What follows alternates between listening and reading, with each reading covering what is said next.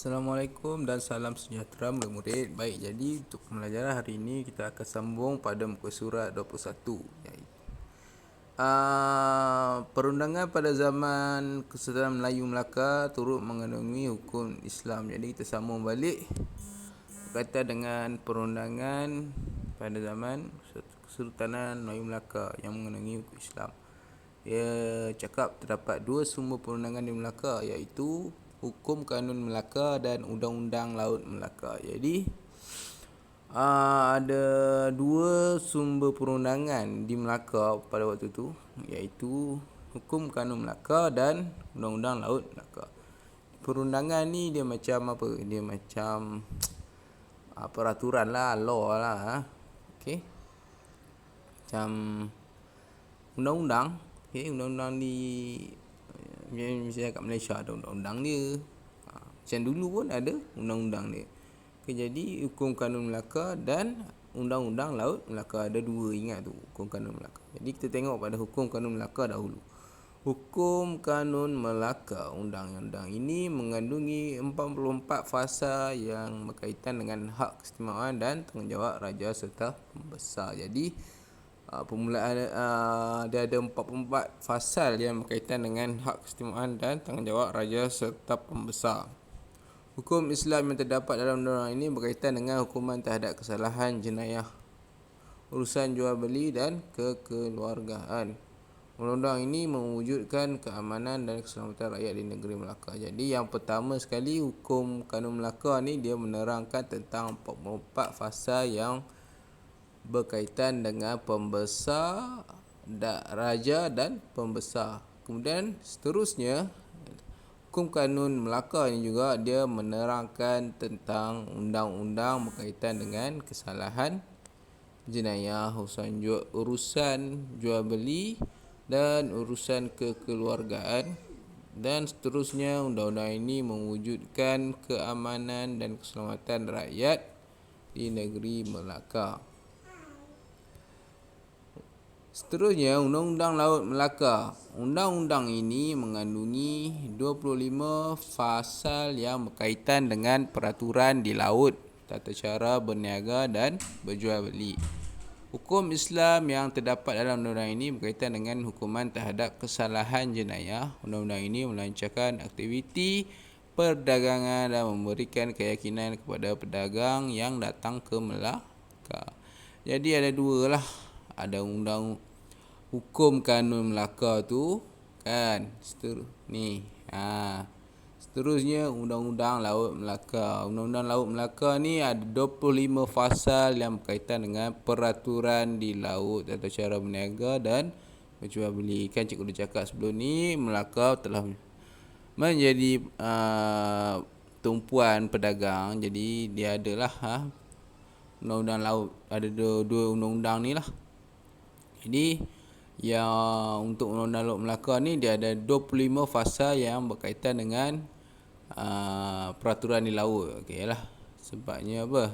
Sebabnya kan Melaka jadi tempat, jadi pelabuhan kan. Jadi mesti dia ada kaitan dengan laut lah. Jadi hukum Islam yang terdapat dalam undang-undang ini berkaitan dengan kesalahan hukuman terhadap kesalahan jenayah. Okey. Undang-undang ini melancarkan aktiviti perdagangan dan memberikan keyakinan kepada pedagang yang datang ke Melaka. Jadi kalau kita ulang kaji balik, ada dua, iaitu Hukum Kanun Melaka. Dia ada berapa ni? Dia terangkan tentang berapa? Ni, 44 fasal yang berkaitan dengan hak keistimewaan dan tanggungjawab raja dan pembesar lah. Jadi dia Hukum Kanun Melaka ni dia lebih kepada awal tu dia terang pada kelebihan raja dan pembesar, 44 pasal. Seterusnya hukum Islam yang terdapat dalam Hukum Kanun Melaka ni kita tengok yang B ni,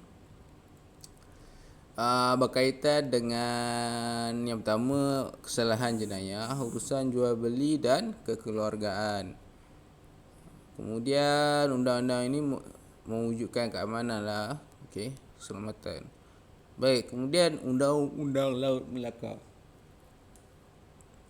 Undang-undang ini mengandungi 25 pasal yang berkaitan dengan peraturan di laut, tata cara berniaga dan menjual beli. Okey. Undang-undang ni dia undang-undang laut Melaka pula dia 25 pasal tentang peraturan di laut. Okey. Dan tata cara berniaga dan berjual beli. Kemudian hukum Islam yang terdapat dalam ni ialah berkaitan dengan hukuman yang perlu dilakukan terhadap kesalahan jenayah lah. Okey. Dia ada beza lah kat sini. Jadi hukum kanun Melaka ni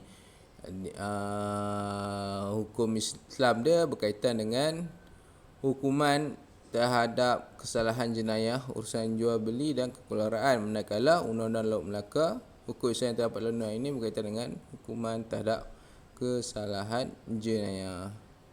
Dan lebih kurang kat situ. Okey.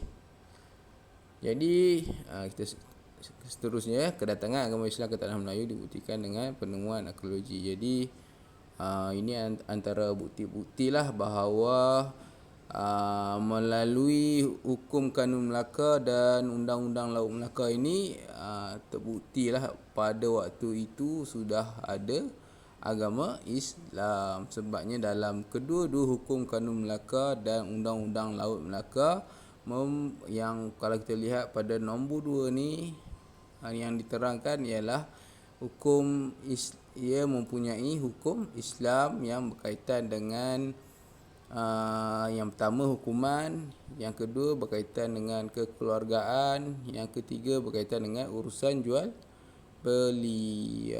Jadi kat sinilah ada buktinya ya. Okey, seterusnya kita lihat dalam tajuk muka surat 22, agama Islam dalam pentadbiran.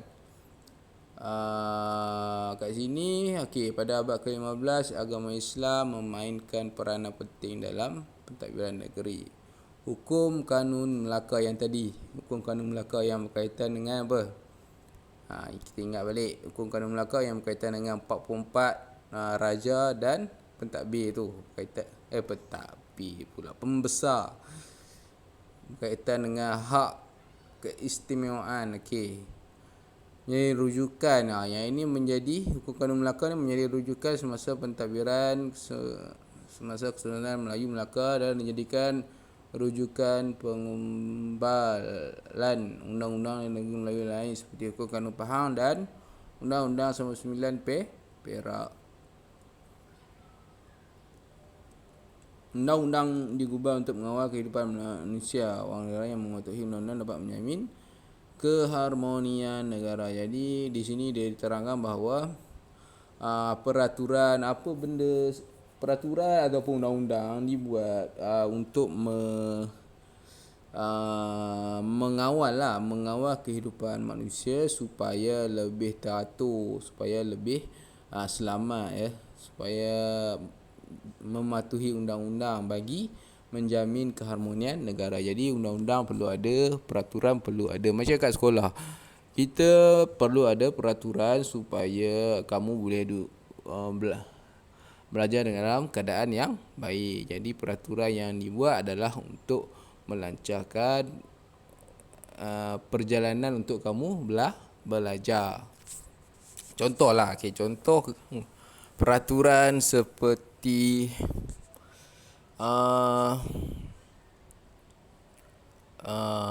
pakai baju sekolah kan, baju putih, uniform sekolah. Kenapa pakai baju uniform sekolah dibuat kerana mungkin untuk yang pertama untuk mengajar kamu supaya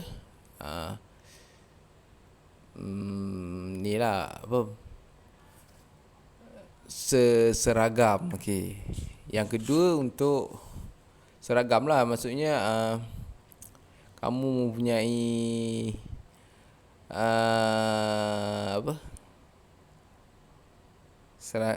macam ni, kamu mempunyai satu misi, satu motif yang sama lah, seragam tu maksudnya kita sekolah untuk belajar. Jadi tak ada, kalau kamu tak kira latar belakang, kalau kamu anak pembesar ke, kamu anak raja ke, kamu anak menteri ke, kalau kamu datang ke sekolah kerajaan, kamu mesti memakai uniform sekolah yang sama, yang seragam, yang selaras.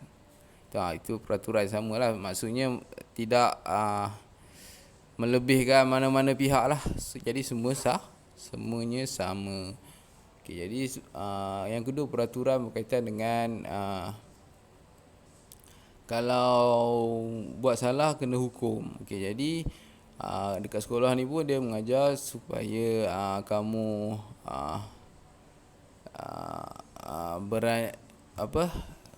bila kamu belajar berkaitan dengan kalau kamu buat salah, ada kesan dia, ada akibat dia yang kamu akan hadapi. Seterusnya dia juga, peraturan itu juga mengajar untuk kamu untuk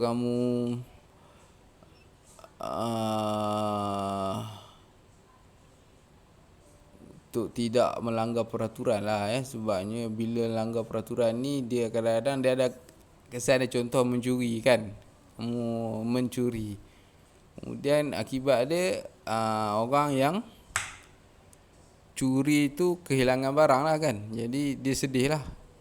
Manakala kamu pula kalau kamu ditangkap, kamu akan dikenakan hukuman supaya kamu menyesal dan boleh tidak melakukan lagi kesalahan tersebut lah, ataupun boleh menyebabkan kamu berubah lah. Okay. Jadi peraturan ni ialah diguna macam undang-undang ni, cakap ni, untuk mengawal kehidupan manusia bagi mematuhi undang-undang dan menjamin keharmonian negara. Jadi itu sajalah.